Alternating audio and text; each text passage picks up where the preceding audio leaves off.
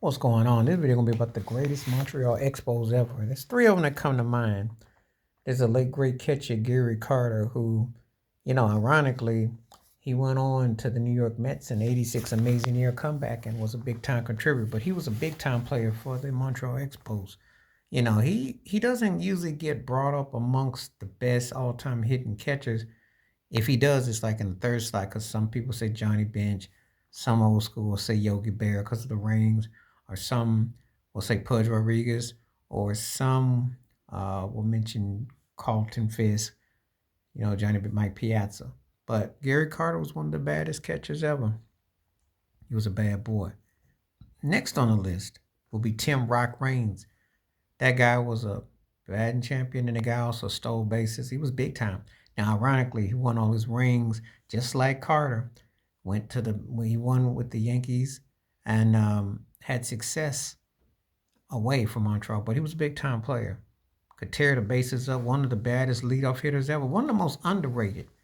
You forget he had over 2,600 hits because Rock Raines really was bringing it on the bases, but he got kind of forgotten.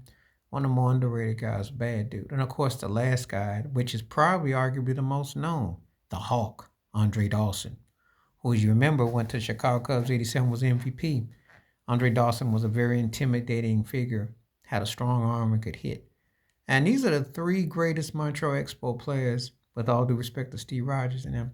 Um, you're just amazing that they never won a World Series. They had a chance. The '94 season got canceled. So ironically, 30 years ago, they were 74-40, and then the strike came, and that just derailed that because they were on their way that year. But the Expos always um, had very distinctive teams.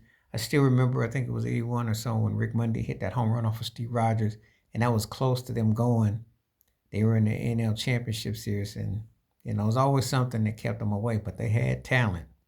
They had talent. And also do respect a shout out to Warren Cromartie, the first baseman. I always remember him too. Just a team that just kind of fell on some hard luck. But they always had some moments. I think Dennis Martinez pitched there in '91. Maybe threw a perfect game for them too. They had, like I said, one of those teams that had some talented players. Just didn't happen. But anyway, quick recap: the top three Montreal Expos off the top: Gary Carter, Tim Raines, and Andre Dawson. All right, I'll be doing more of this throughout, talking about the all times on some of these baseball teams. So stay tuned. Wash your hands, keep your mind clear, watch out for nothing, share the review if you like, and I'm out. Peace.